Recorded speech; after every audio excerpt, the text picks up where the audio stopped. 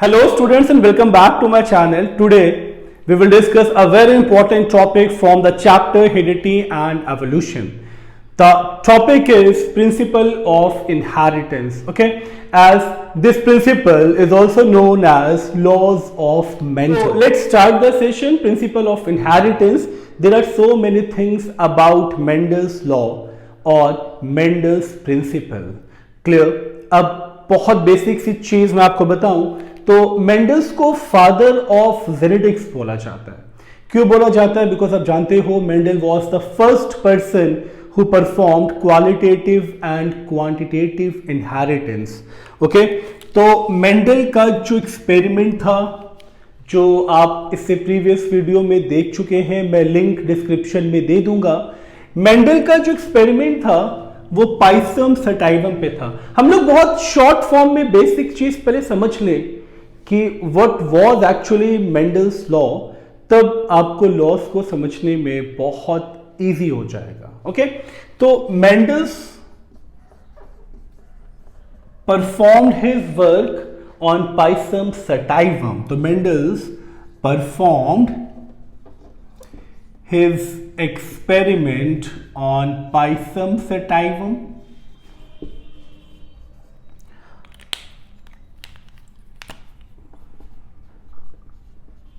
Pisum sativum, which is also known as garden pea. तो Mendel ने अपना experiment किया था पाइसम सेटाइवम. एक्सपेरिमेंट भी आप जानते हो in the form of monohybrid and dihybrid cross. And जो ऑब्जेक्टिव था monohybrid and dihybrid cross is to improve the quality means qualitative inheritance as well as quantity means quantitative inheritance. तो Mendel was the first person who performed qualitative and Mendel was the first person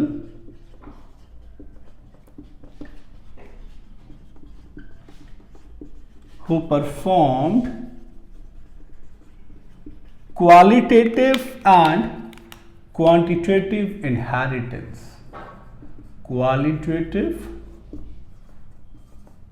and quantitative inheritance. तो ये experiment भी already आप लोग पढ़ चुके हो in the form of monohybrid and dihybrid cross. अब इस एक्सपेरिमेंट के बाद मेंडल ने अपना रिजल्ट पब्लिश किया after performing the experiment on pisum sativum in 1866. इस चीज को बहुत ध्यान से समझना है आपको. And it remain unnoticed till 1900. And सोचिए, Mendel was died on 1884 and 1900 के बाद मेंडल्स के लॉ की रीडिस्कवरी हुई एंड 1901 एंड 2 में मेंडल को फादर ऑफ जेनेटिक्स का अवार्ड मिला. बट तब तक मेंडल की डेथ हो चुकी थी. मेंडल वाज डाइड इन 1884 ना. तो सोचिए, जो रिजल्ट पब्लिश हुआ 1866 में एंड वो अननोटिस्ड रहा टिल 1900, तो उसके भी बहुत सारे रीजंस थे. क्योंकि बहुत ज़्यादा हमें डिटेल में लेके नहीं जाना है class 10th point of view से, तो मैं बहुत बेसिक चीज़ बताऊंगा. द मोस्ट इंपॉर्टेंट रीजन जो मेंडल के रिजल्ट को, मेंडल के वर्क को अननोटिस्ड करता रहा टिल 1900 वाज दैट कि many biologist of Mendel's time was totally against the Mendel's work. क्योंकि वो चीज़ जानते थे कि मेंडल्स का जो इंटायर वर्क है, मेंडल्स का जो एक्सपेरिमेंट है, it is based on mathematical approach. And उस टाइम के बायोलॉजिस्ट के लिए ये चीज अनएक्सेप्टेबल थी. तो मेंडल्स का जो वर्क पब्लिश हुआ वो 1866 में हुआ and it remains unnoticed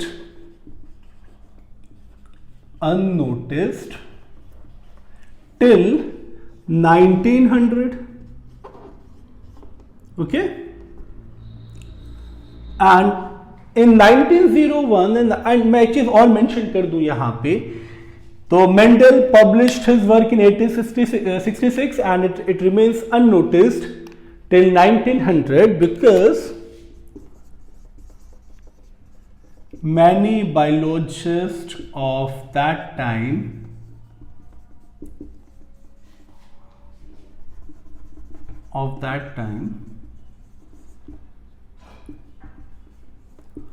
was not accepting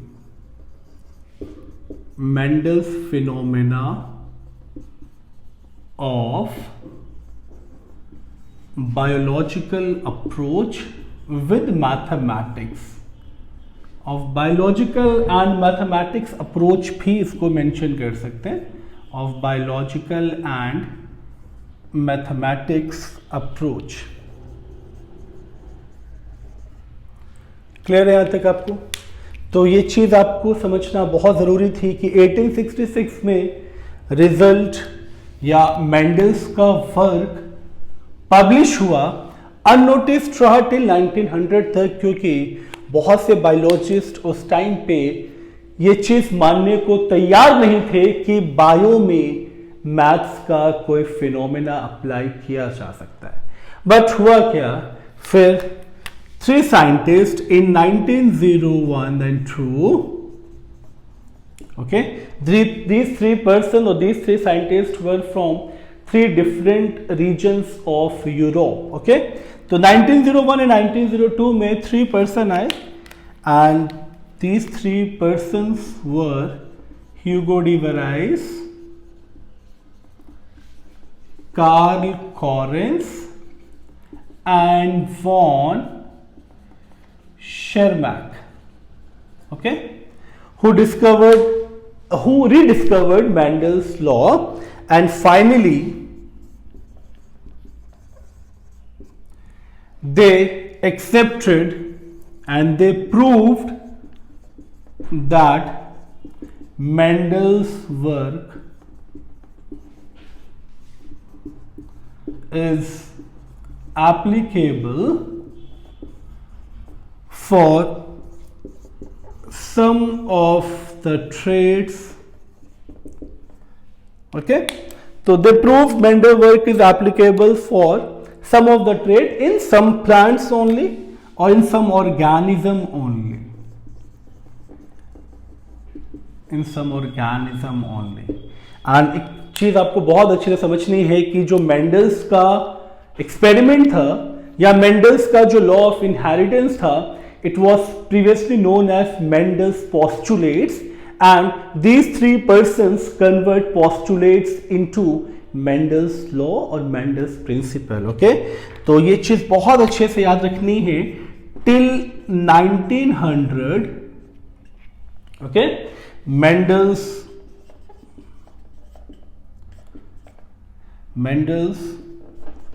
laws were known as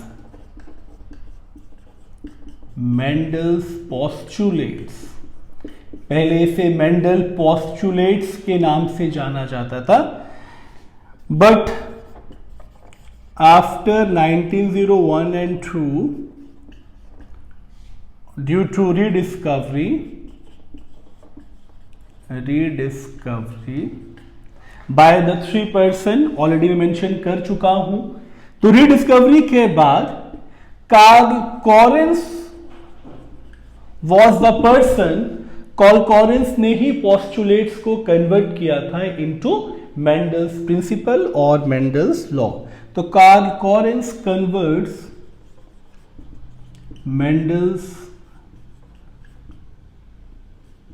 Mendel's postulates into Mendel's laws.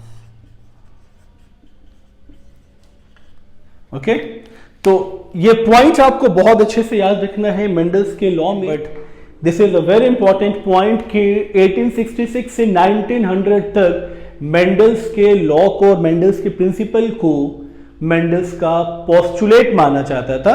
And Carl Correns was the person, इन्होंने रिडिस्कवरी में भी बहुत इंपॉर्टेंट रोल प्ले किया था.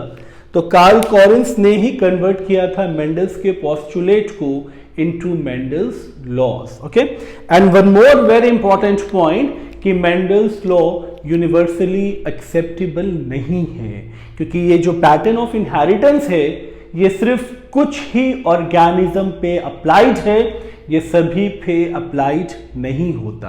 क्योंकि मेंडल्स के अगर आप एक्सपेरिमेंट्स में लाइक मोनोहाइब्रिड और डाईहाइब्रिड क्रॉस को अगर आप देखोगे तो एक चीज आप ऑब्जर्व करोगे कि ये कंप्लीट डोमिनेंस पे बेस्ड। बट उससे पहले एक चीज हम लोग मेंशन कर लेते हैं कि Mendel's law was not universally acceptable. So Mendel's का लॉ यूनिवर्सली एक्सेप्टेबल नहीं था, उसके बहुत सारे रीजन थे। मैं बहुत छोटा सा एग्जांपल दे रहा हूं। मेंडल हमेशा कंप्लीट डोमिनेंस की बात करते थे। इट सिंपली मीन्स कि जो मेंडल्स के एक्सपेरिमेंट्स थे, Mendel experiments was based on complete dominance। अब complete dominance का मतलब क्या हुआ यहां पे? complete dominance का मतलब यह है कि एक ही कैरेक्टर अपनी फुल डोमिनेंसी से दूसरे के एक्सप्रेशन को हाइड करेगा या मास्क करेगा। फॉर एग्जाम्पल, अगर आप पेरेंट 1 को क्रॉस करो with parent 2 of Pisum sativum, तो यहां पे पाइसम सेट्राइवम के 2 पेरेंट्स को हम क्रॉस करें which are differing in contrasting trait. And suppose मैं एग्जांपल ले रहा हूं सीड शेप का, ठीक है? तो सीड शेप मतलब सिर्फ एक ही ट्रेट का एग्जांपल है, तो इट इज ऑब्वियस कि हम लोग परफॉर्म करने वाले हैं monohybrid cross. And parent 1 में हम डोमिनेंट कैरेक्टर लेंगे। Dominant character is round and round is expressed by capital R, okay. And parent 2 में हम लेंगे wrinkled which is expressed by small R and small R. Clear? अब इस चीज को तो आप जानते हो, these are pair of alleles. ये रिप्रेजेंट कर रहा है राउंड को, ये रिप्रेजेंट कर रहा है रिंकल्ड को। अब इसमें सबसे इंपॉर्टेंट चीज क्या है कि जब आप क्रॉस करते हो, ठीक, तो क्रॉस के टाइम पे मैं एक और इजी स्टेप बता दूं जो आई थिंक आपके लिए बहुत इजी होगा समझना। जब क्रॉस करेंगे तो मियोसिस होगा। मियोसिस से क्या होगा? मियोसिस से क्या होगा कि ये डाइप्लॉइड बिकम्स हैप्लॉइड, 2 बिकम्स 1, यानी क्वांटिटी हाफ हो जाएगा।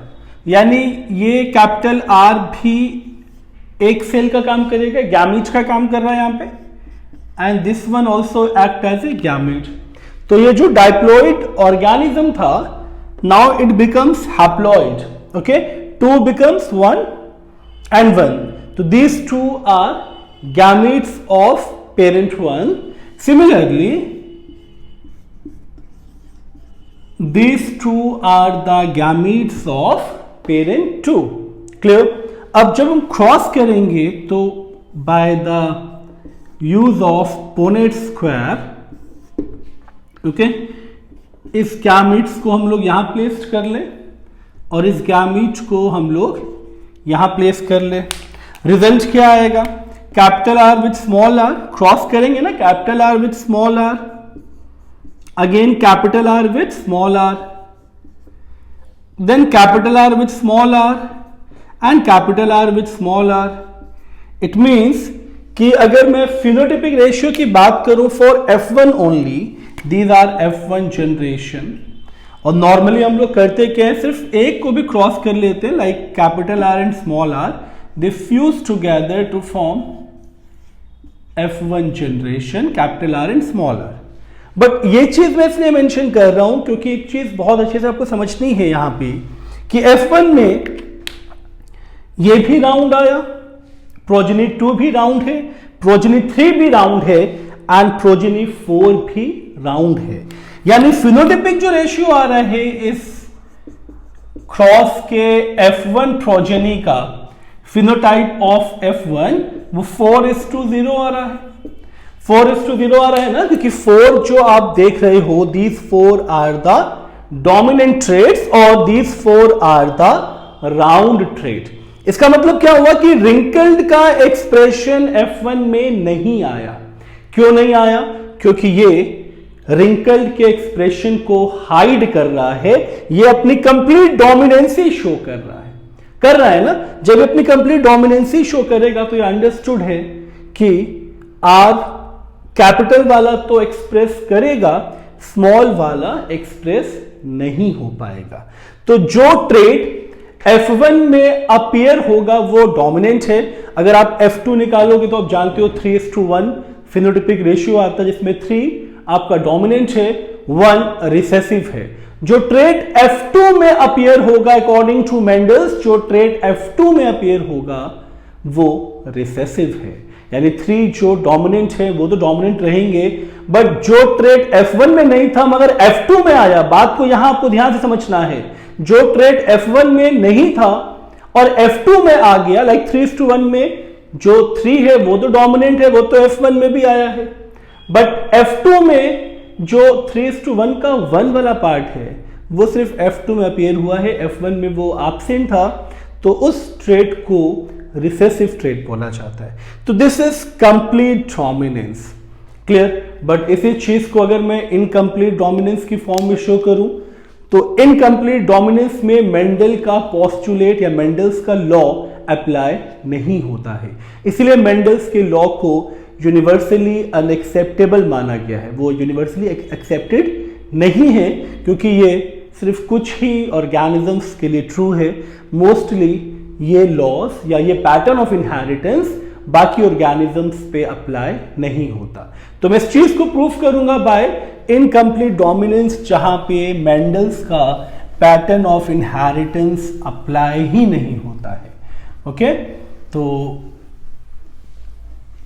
एक बहुत सिंपल सा एग्जांपल हम लोग पिक करेंगे, that is incomplete dominance. Okay, तो इनकम्प्लीट डोमिनेंस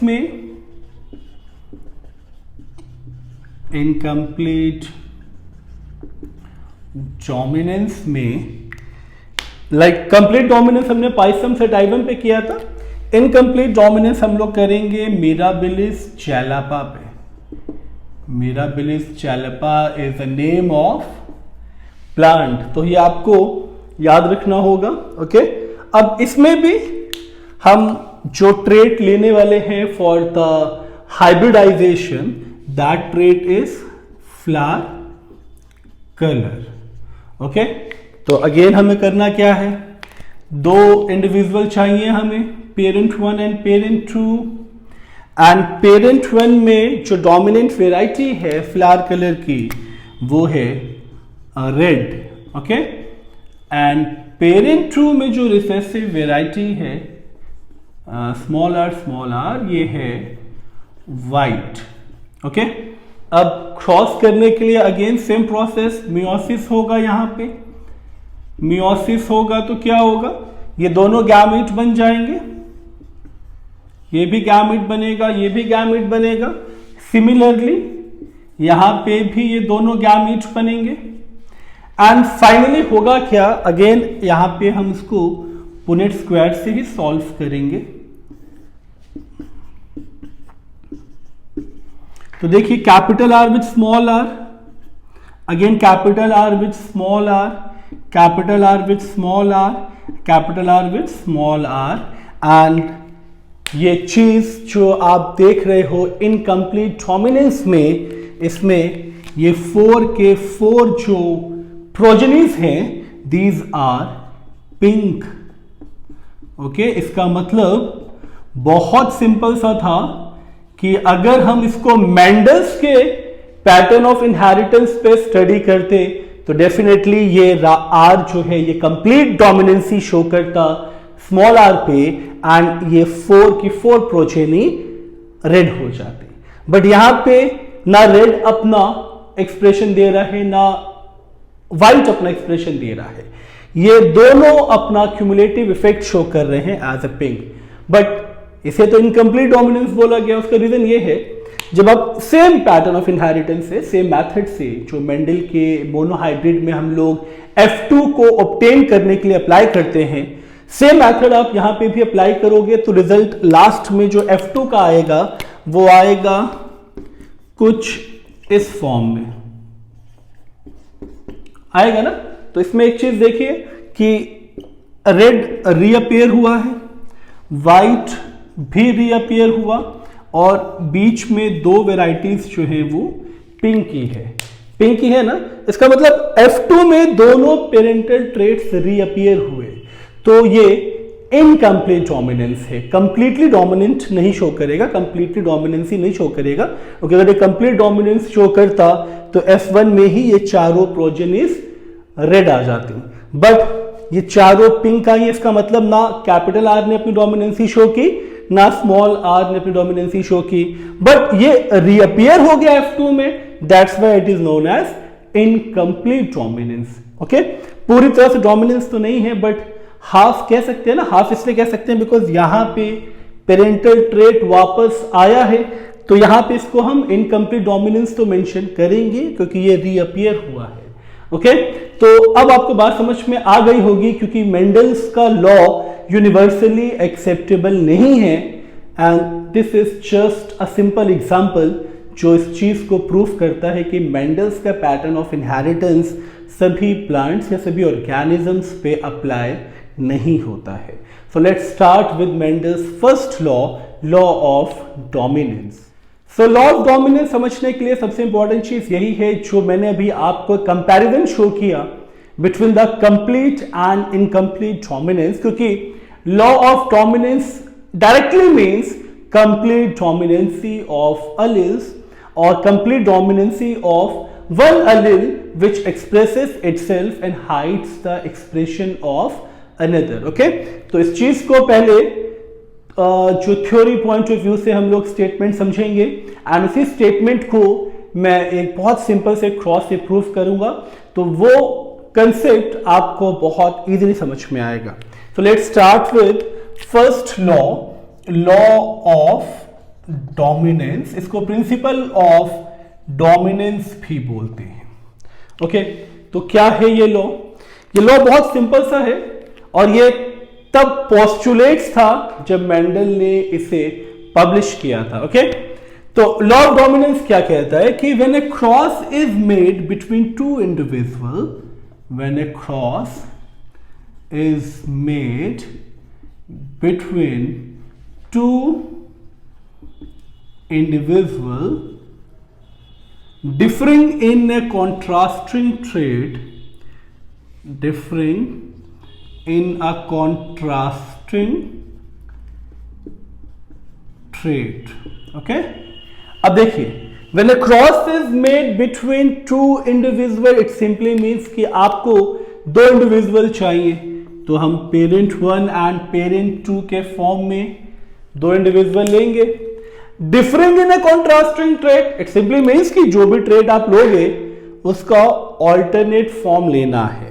फॉर एग्जाम्पल, मैं ट्रेट लूंगा stem height, and stem height की जो कॉन्ट्रास्टिंग ट्रेट्स हैं उसमें पेरेंट 1 में हम डोमिनेंट वेराइटी लेंगे toll, which gets expressed by capital T and capital T, and parent 2 में हम dwarf को लेंगे which is expressed by small t and small t.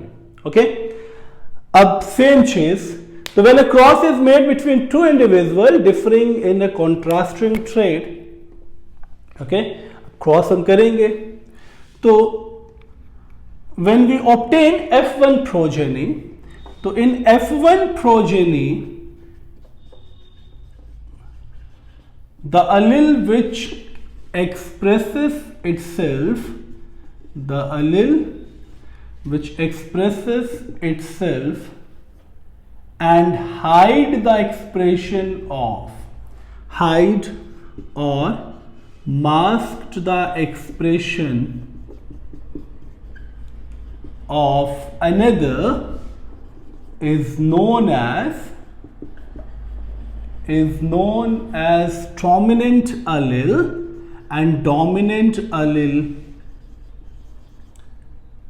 and dominant allele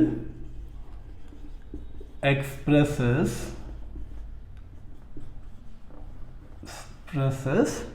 law of dominance. तो बहुत simple सा statement था। तो अब स्टेटमेंट के लाइन टू लाइन को हम लोग with the help of cross समझेंगे। तो when a cross is made between two individual 1 and individual 2, already मैं ले चुका हूं। डिफरिंग इन अ कॉन्ट्रास्टिंग ट्रेट, तो ट्रेट का कॉन्ट्रास्टिंग वर्जन भी हम ले चुके हैं, tall and dwarf. In F1 progeny, तो F1 प्रोजेनी के लिए सबसे पहली चीज हम क्या करेंगे, मियोसिस करेंगे। एंड मियोसिस से क्या होगा, ये दोनों एज अ हैप्लॉइड गैमीट बन जाएंगे। ये चीज आपको अच्छे से याद रखना है कि माइटोसिस एंड मियोसिस ये दोनों सेल डिवीजन का ही टाइप है, बट माइटोसिस क्वांटिटी को डबल करता है एंड मियोसिस क्वांटिटी को हाफ करता है। ओके, मियोसिस को रिडक्शनल डिवीजन भी बोलते हैं। तो हैप्लॉइड गैमीट्स का फॉर्मेशन हुआ इन the form of T and T। Similarly यहां भी मियोसिस होगा और यहां भी हैप्लॉइड गैमीट का फॉर्मेशन होगा। अब हम करेंगे क्या, अगेन पुनेट स्क्वायर अप्लाई करेंगे। तो यहां पे मैं पुनेट स्क्वायर अप्लाई कर रहा हूं। ओके, और सेम चीज यहां पे पहले वाले गैमीट को मेंशन कर लेंगे, यहां दूसरे वाले गैमीट को मेंशन कर लेंगे। कैपिटल टी को यहां मेंशन कर लिया, स्मॉल टी को यहां हम लोगों ने मेंशन किया। अब देखिए capital T when cross with small T, तो it forms hybrid variety capital T small T. Similarly यहां पे भी कैपिटल टी स्मॉल टी, इसमें भी आपको capital T and small T मिलेगा एंड इसमें भी capital T and small T मिलेगा। और मेंडल के लॉ ऑफ डोमिनेंस में एक चीज तो जानते हैं आप कि अपनी कंप्लीट डोमिनेंसी शो करेगा। तो इट मीन्स कि ये भी टॉल है प्रोजेनी, ये प्रोजेनी भी टॉल है, ये भी टॉल है एंड ये भी टॉल है। इसका मतलब फिनोटिपिक जो रेशियो होगा, फिनोटिपिक जो रेशियो आएगा इसका, अभी हम लोग सिर्फ ये F1 निकाल रहे हैं, इस चीज पे आपको फोकस्ड रहना है। ओके, तो फिनोटिपिक रेशियो क्या निकलेगा इसका, फिनोटिपिक रेशियो निकलेगा 4:0। और अगर आप ध्यान से समझें जीनोटिपिक रेशियो को, तो चारों ही हाइब्रिड हैं, चारों ही मिक्स्ड हैं, यानी जीनोटिपिक रेशियो भी 4:0 आएगा। बट बात हमको सिर्फ फिनोटिपिक रेशियो की ही करनी है, क्योंकि यहां पे फिनोटिपिक का मतलब ही है फिजिकल या मॉर्फोलॉजिकल एक्सप्रेशन। इट मींस कि इस कैपिटल टी ने स्मॉल टी को एक्सप्रेस नहीं होने दिया, इसके एक्सप्रेशन को हाइड किया एंड इसने अपनी कंप्लीट डोमिनेंसी शो की। कंप्लीट डोमिनेंसी का मतलब क्या हुआ, अपना तो ट्रेट एक्सप्रेस किया बट इस ट्रेट को एक्सप्रेस नहीं होने दिया। दैट्स व्हाई कि इस चारों प्रोजेनी में सिर्फ एक ही ट्रेट का ऑब्जर्वेशन हो रहा है, वो है टॉल। इट मींस कि स्मॉल टी कंप्लीटली हिडन रहा, कंप्लीटली मास्क्ड रहा in the presence of capital T, and this allele shows, or this allele is known as dominant allele, and dominant allele expresses law of dominance। और वैसे भी Mendel ने एक चीज कही थी कि जब प्रोजेनिस के ट्रेट में आप F1 ऑब्टेन कर रहे हो, जैसे हम लोगों ने यहाँ पे F1 ऑब्टेन किया हुआ है, इसके बाद अगर हम F2 निकालेंगे तो आप तो जानते हो ना 3:1 जो रेशियो आएगा फॉर F2, वो आएगा कुछ इस फॉर्म में। अगर मैं F2 की बात कर रहा हूं तो F2 में जो हमारे पास 3:1 का रेशियो आएगा वो इस फॉर्म में आएगा। इसका मतलब ये 3 जो प्रोजेनीज होंगी वो टॉल होंगी एंड 1 ड्वार्फ होगा। इसका मतलब ये F2 में तो अपीयर हुआ, इस बात पे बहुत ध्यान से आपको समझना है, ये F2 में तो अपीयर हुआ बट F1 में ये कंप्लीटली हाइड रहा, कंप्लीटली एब्सेंट रहा। So the allele which gets hidden in F1 and expresses itself in the F2 progeny is known as recessive allele। okay, so यहां पे complete dominancy and law of dominance आपको समझ में आ गया होगा with the help of very simple cross। So let's understand the second law or second principle of Mendel's, that is law of segregation. So the second law is law of segregation.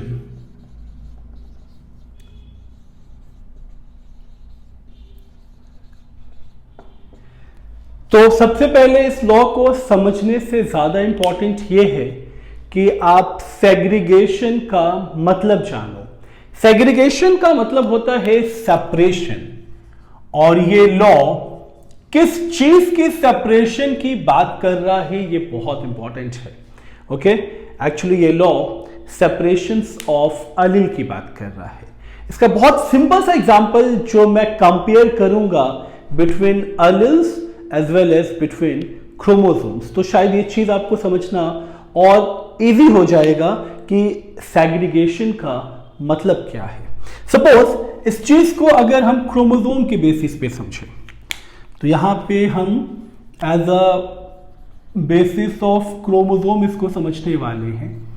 तो chromosome के basis पे सबसे best चीज क्या है समझने के लिए कि मैं 2 इंडिविजुअल लूंगा, एक parent 1 and parent 2 as a male and female, male and parent 2 is female.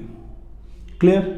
अब मेल के क्रोमोसोम तो आप जानते ही हो, मेल के क्रोमोसोम्स को हम प्रेजेंट करते हैं by X and Y, and female के क्रोमोसोम को हम प्रेजेंट करते हैं एज एक्स एंड एक्स। अब एक बहुत सिंपल सी चीज, जो सिंपल सा कंसेप्ट आपको समझना है कि ये पेयर ऑफ क्रोमोसोम कांस्टेंट रहेगा in an individual from birth up to the puberty. इस चीज को बहुत ध्यान से समझना है। यानी पुबर्टी का मतलब क्या है ना, पुबर्टी का मतलब आप जानते हो, आप अगर आपने सेक्सुअल रिप्रोडक्शन का कंसेप्ट समझा है तो एक चीज तो आप जानते हो, पुबर्टी के बाद गैमेटोजेनेसिस स्टार्ट हो जाता है। गैमेटोजेनेसिस का मतलब गैमेट फॉर्मेशन स्टार्ट हो जाता है। तो जब पुबर्टी अटेन होती है तो ये chromosomes with the meiosis okay segregate हो जाएगा as a gamete X and Y. ये सेम चीज हम लोग देखते आ रहे थे मेंडल्स के जीन्स में और मेंडल्स के अलिल्स में। ओके, तो ये सेग्रीगेट तभी हुआ ना जब मियोसिस हुआ, और मियोसिस तभी होगा जब गैमीट का फॉर्मेशन होगा। यानी जब तक गैमीट नहीं बनेगा तब तक ये क्रोमोसोम कांस्टेंट रहेगा, अपने डाइप्लॉइड कंडीशन को मेंटेन रखेगा in the male, and similarly in the female same चीज कि पुबर्टी के बाद जब गैमीट का फॉर्मेशन होगा तो मियोसिस से ये 2 टाइप्स ऑफ गैमीट, हालांकि ये सेम टाइप ऑफ गैमीट ही है क्योंकि फीमेल यहां पे होमोगैमेटिक है, सेम टाइप ऑफ क्रोमोसोम्स। अब इसमें भी देखिए पुबर्टी तक ये क्रोमोसोम नंबर फीमेल में कांस्टेंट थे, बट जैसे ही पुबर्टी के बाद गैमेटोजेनेसिस स्टार्ट हुआ तो गैमीट का सेपरेशन हुआ, रिडक्शन हो गया डाइप्लॉइड का हैप्लॉइड में। ये चीज आपको समझनी है, ये मैं यहां भी मेंशन कर रहा हूं कि रिडक्शन का मतलब डाइप्लॉइड बिकम्स हैप्लॉइड, और डाइप्लॉइड का मतलब क्या है 2n, मतलब 2 क्रोमोसोम बिकम्स n। क्लियर? तो ये चीज जो हुई है, हैप्लॉइड जो बना है यहां पे, ये बना ड्यू टू मियोसिस। अब एक चीज तो आप जानते हो ना बहुत सिंपली कि मियोसिस हुआ है यानी गैमीट का फॉर्मेशन हुआ है, तो इसके बाद इस गैमीट का फ्यूजन होगा, मेल एंड फीमेल गैमीट का फ्यूजन होगा। सपोज ये अगर पेयर फ्यूज होता है तो फॉर्मेशन होगा एक्स एंड एक्स का, मतलब एक डॉटर प्रोजेनी का फॉर्मेशन होगा। तो डॉटर मतलब ये फीमेल का फॉर्मेशन हुआ, फीमेल चाइल्ड का फॉर्मेशन हुआ। बट अगर सेम चीज यहां पे एक्स और वाई का फ्यूजन होता तो यहां पे सन का फॉर्मेशन होता, यानी मेल चाइल्ड का फॉर्मेशन होता। बट सबसे इंपॉर्टेंट चीज क्या थी कि ये पेयर कांस्टेंट था, बट गैमेटोजेनेसिस के बाद ये सेग्रीगेट हुआ। सेम चीज तो हम यहां पे भी देखते हैं ना मेंडल्स अपने लॉ ऑफ सेग्रीगेशन में क्या बताता है कि pair of allele remain constant, pair of allele, मैं इसको भी रब कर रहा हूं बिकॉज ये मतलब आप जानते ही हो सेपरेशन का, तो pair of allele remain constant in an individual, constant in an individual and they get segregated or separate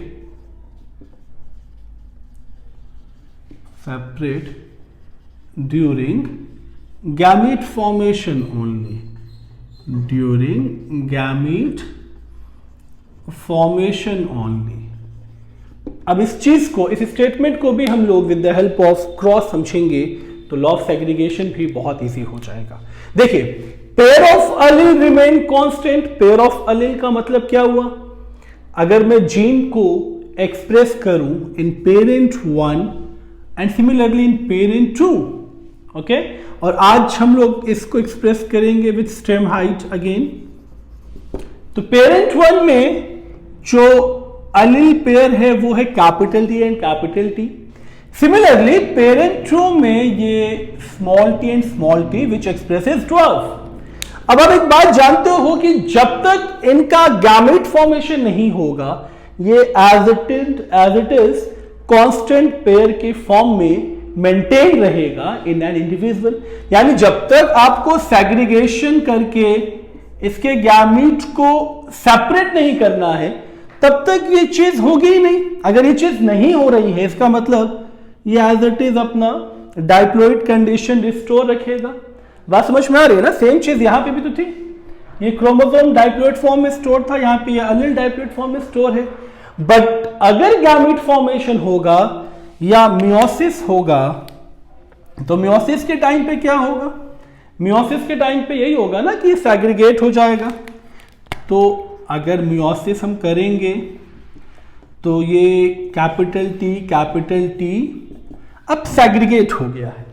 segregate हुआ मतलब ये सेपरेट हो गया, और सेपरेट तो तभी होगा जब गैमेट का फॉर्मेशन होगा, क्योंकि इसके बाद गैमेट का फ्यूजन होगा for the formation of F1 progeny. Similarly यहां पे भी यही चीज होगी, small T and small T segregate होगा and finally capital T and small T, capital T and small T, या small T capital T, small T capital T, result तो आपको पता है इसी फॉर्म में आएगा, यानी capital T and small T. तो F1 के फॉर्मेशन के लिए, प्रोजेनी की फॉर्मेशन के लिए या स्पीशीज की कंटिन्यूटी के लिए इसको सेग्रीगेट होना पड़ेगा। यानी एक चीज आपको बहुत अच्छे से समझनी है कि behaviour of Mendel's gene and behavior of chromosome is parallel और is same। ये दोनों ही behavior same है, चाहे आप क्रोमोसोम की बात करो चाहे आप जीन्स की बात करो, सेग्रीगेशन तभी होगा जब गैमीट का फॉर्मेशन होगा। Okay, so let's start with Mendel's third law, law of independent assortment. Law of independent assortment. So again इस लॉ को समझने से पहले एक चीज जानना बहुत जरूरी है कि असॉर्टमेंट मींस डिस्ट्रीब्यूशन, और यहां पे भी हमें डिस्ट्रीब्यूशन ऑफ अलील की बात करनी है। ओके, तो असॉर्टमेंट का मतलब हुआ डिस्ट्रीब्यूशन, एंड डिस्ट्रीब्यूशन किसका होगा, डिस्ट्रीब्यूशन ऑफ अलील। बट इस डिस्ट्रीब्यूशन ऑफ अलील के बाद इसका इंडिपेंडेंट एक्सप्रेशन, इस चीज को बहुत ध्यान से समझना है, डिस्ट्रीब्यूशन ऑफ अलील के बाद इसका इंडिपेंडेंट एक्सप्रेशन प्रूफ करेगा लॉ ऑफ इंडिपेंडेंट असॉर्टमेंट को।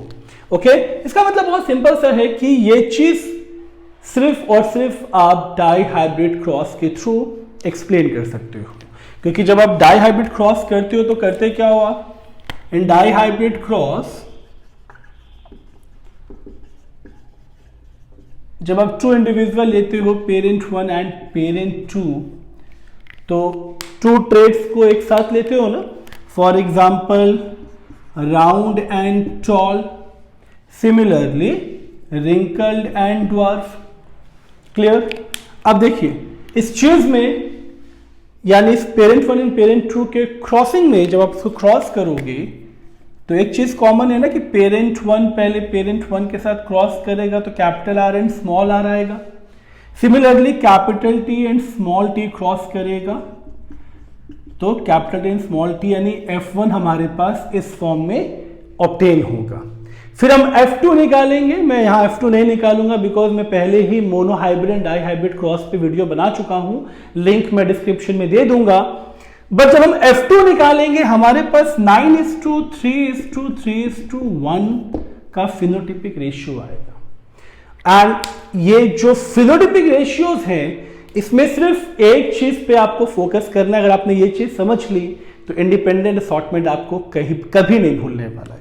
ओके, अगर आप इस फिनोटिपिक रेशियो को देखो 9:3:3:1 तो इसमें जो फिनोटिपिक फॉर्म आएगा उसमें पहला फॉर्म आएगा capital R and capital Y के फॉर्म में।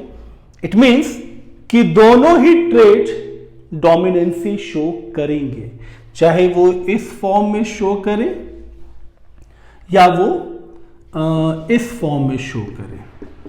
ओके, यहां पे भी देखिए कैपिटल आर स्मॉल आर पे अपनी डोमिनेंसी शो करेगा, कैपिटल वाई स्मॉल वाई पे अपनी डोमिनेंसी शो करेगा। सिमिलरली यहां तो ये कंप्लीट डोमिनेंट पेयर ही है तो एक्सप्रेशन तो इसी फॉर्म में ही आएगा। तो capital R and capital Y तो हम लोग समझेंगे, मतलब देखेंगे as a 9 progenies, then capital R and small Y, then x3, फिर उसके बाद small R and capital Y, and the last one is small r and small y. ये F1 प्रोजेनी है डाई हाइब्रिड क्रॉस का, sorry F2 progeny है die hybrid cross का। This is F2, F1 तो ये है ही आपके पास। ओके, ये F2 प्रोजेनी है। ओके, बस इस चीज पे आपको फोकस करना है कि ये अपने आप को असॉर्ट करने के बाद एक्सप्रेशन देखिए, यहां तो ये अपने आप को एक्सप्रेस करेगा ही क्योंकि ये डोमिनेंट है एंड ये भी अपने आप को एक्सप्रेस करेगा। बट असॉर्टमेंट के बाद यहां पे ये अपने आप को एक्सप्रेस कर रहा है तो इसको हम मेंशन करेंगे एज राउंड। ओके, और y जो है हमारे पास, ओ मैंने यहां पे y मेंशन कर दिया है बट इसको हम लोग t लेके चल रहे थे तो एक बार थोड़ा सा चेंज कर लेते हैं, इसको as a capital T mention कर लेते हैं। ओके, तो राउंड एंड टॉल तो 9 आएगा बट राउंड एंड ओके जो ड्वार्फ है इसमें राउंड अपने आप को तो एक्सप्रेस कर रहा है बट ये जो T है मतलब टॉलनेस एक्सप्रेस नहीं हो रहा। तो असॉर्टमेंट में एक चीज का आपको ध्यान रखना है कि जब जब मौका मिलेगा ये अपने आप को एक्सप्रेस करेगा, बट अगर ये अपने आप को एक्सप्रेस नहीं कर रहा है बट स्टिल इसका डिस्ट्रीब्यूशन एक इंपॉर्टेंट रोल प्ले करेगा, क्योंकि इस डिस्ट्रीब्यूशन से फायदा क्या हुआ है कि इसका एक्सप्रेशन आ रहा है, यानी इसके असॉर्टमेंट से इसका एक्सप्रेशन आएगा। सिमिलरली हम यहां पे भी ये चीज नोटिस कर रहे हैं कि अब इसका एक्सप्रेशन यानी राउंड का एक्सप्रेशन नहीं आ रहा है और हम रिंकल्ड इसलिए हुआ बिकॉज राउंड अपने आप को यहां एक्सप्रेस नहीं कर पाया बट टॉल को यहां मौका मिला और यहां पे ये अपने आप को एक्सप्रेस कर रहा है। सिमिलरली इस कंडीशन में भी ये रिंकल्ड एंड ड्वार्फ की फॉर्म में प्रोजेनी हमें मिलेगी, यानी दोनों ही अपने आप को एक्सप्रेस नहीं कर पाए। तो ये 16 प्रोजेनीज जो हमारे पास आई है ये because of distribution of allele. And इस डिस्ट्रीब्यूशन ऑफ अलील की इंपॉर्टेंस क्या है कि इस डिस्ट्रीब्यूशन से हमारे पास जो 4 टाइप्स ऑफ प्रोजेनी आई है, कोई दोनों में सुपीरियर है, कोई किसी एक पार्ट में सुपीरियर है, कोई नेक्स्ट पार्ट में सुपीरियर है और यहाँ पे ये दोनों ही इंफीरियर है। एंड ये पॉसिबल तभी होगा ना जब इंडिपेंडेंट डिस्ट्रीब्यूशन होगा अलील का, एंड इंडिपेंडेंट डिस्ट्रीब्यूशन के बाद इंडिपेंडेंट एक्सप्रेशन होगा अलील का। सो ये लॉ भी आपको प्रूफ करना है, बट यहाँ पे थोड़ा सा चेंज किया है कि प्रीवियस जो 2 लॉस थे, law of dominance and law of segregation, उसको आप मोनोहाइब्रिड क्रॉस से प्रूव कर सकते हो, and law of independent assortment के लिए आपको डाई हाइब्रिड क्रॉस परफॉर्म करके डिस्ट्रीब्यूशन ऑफ अलील को शो करना है एंड इंडिपेंडेंट असॉर्टमेंट यानी इंडिपेंडेंट एक्सप्रेशन की भी इंपॉर्टेंस आपको बतानी है। सो आई होप ये वीडियो आपको समझ में आया होगा। लाइक करते रहें, सब्सक्राइब करें ताकि मैं ऐसी ही वीडियोस और लाता रहूं। Thank you so much for giving your time. Thank you.